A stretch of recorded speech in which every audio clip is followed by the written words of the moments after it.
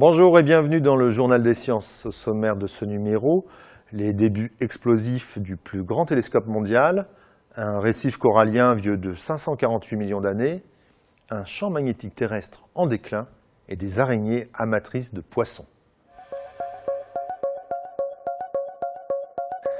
La réalisation du plus grand télescope mondial, le ELT, vient de connaître une nouvelle avancée. Le 19 juin dernier, dans le désert d'Atacama au Chili, 5000 m3 de roches ont ainsi été arrachés au sommet du Cerro Armazones, culminant à 3000 mètres, qui doit accueillir le futur géant européen. Il s'agit là des premières étapes du processus complexe de nivellement de la montagne. Au total, 220 000 m3 de roches devront ainsi être extraits afin de créer une plateforme de 150 mètres sur 300 mètres. À terme, avec son miroir de 39 mètres de diamètre, le ELT permettra de collecter 10 à 15 fois plus de lumière que les plus grands télescopes actuels. De quoi faciliter par exemple la détection de planètes extrasolaires. Reste que le projet prend du retard, et notamment parce que le Brésil n'a toujours pas ratifié son engagement. Ces 300 millions d'euros manquent ainsi à l'appel, ce qui représente pas moins d'un quart du projet total. Malgré tout, l'ESO, l'Observatoire européen austral, espère mettre en service son nouvel instrument dès 2024. On considérait jusqu'à présent que les premiers récifs coralliens constitués de métazoaires, c'est-à-dire d'animaux pluricellulaires, étaient apparus il y a 530 millions d'années. Or, au beau milieu d'un désert du sud de la Namibie, une équipe de paléontologues vient de mettre au jour un récif fossilisé de 548 millions d'années. 530, 548, et alors, me direz-vous, ça ne fait jamais que 18 millions d'années, une broutille à l'échelle de l'évolution. Et pourtant, ces 18 millions d'années font toute la différence, car entre ces deux dates, la Terre a connu ce que l'on nomme l'explosion cambrienne.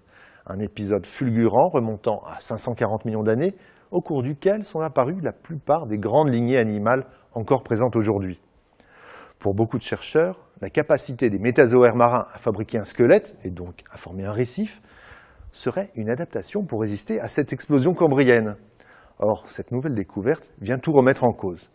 Elle implique que les métazoaires construisaient déjà des récifs avant l'explosion du Cambrien. Elle suggère du coup que plusieurs millions d'années avant cette nouvelle ère, les métazoaires marins devaient déjà lutter contre une prédation et une concurrence en pleine croissance. Lancés en novembre 2013, les 3 satellites européens SWARM ont pour mission de mesurer et d'observer l'évolution du champ magnétique terrestre durant 4 ans. Et ils viennent de livrer leurs tout premiers résultats. Premier constat qui ne surprendra pas les spécialistes, le pôle nord magnétique ne cesse de se déplacer. Lentement mais sûrement, il migre de l'océan Arctique vers la Sibérie. Autre constatation, sur les 6 derniers mois, les 3 satellites ont pu relever une baisse significative du magnétisme dans toute la moitié ouest de la planète. A l'inverse, une augmentation a pu être observée dans certaines régions à l'est, notamment au niveau de Madagascar et de l'océan Indien. Reste que globalement, l'affaiblissement du champ magnétique terrestre tend à se confirmer. Les raisons en sont encore obscures, mais pour certains, cet affaiblissement du champ magnétique de la Terre pourrait annoncer son inversion prochaine.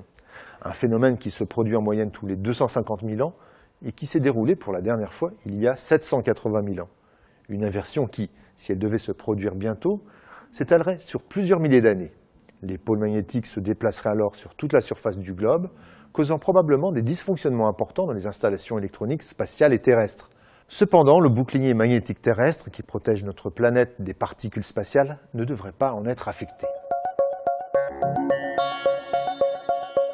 Les araignées sont opportunistes, certes, mais saviez-vous que ces animaux étaient également amateurs de poissons? Pour certaines araignées semi-aquatiques, en tout cas, ce type de prédation est monnaie courante. C'est notamment ce que montrent des chercheurs suisses et australiens qui ont pu réaliser 80 observations de ce type à travers les différents continents. Les araignées n'hésitent pas à s'attaquer à des proies plus grosses qu'elles, 2,2 fois en moyenne, soit 2 à 6 cm. Elles se mettent en embuscade en se positionnant sur une feuille au-dessus de l'eau, puis fondent sur leur proie en lui injectant un neurotoxique pour la paralyser. Le poisson est alors ramené sur la rive où l'araignée lui injecte des fluides digestifs avant de le dévorer tout entier, ne laissant que les arêtes et quelques écailles. Pas moins de 8 familles d'araignées à travers le monde sont concernées par ce type de prédation. La plupart d'entre elles chassent habituellement les insectes. Les poissons ne constituent donc pour elles que des proies occasionnelles. Reste que les chercheurs ne s'attendaient pas à une pratique aussi courante chez les arachnides.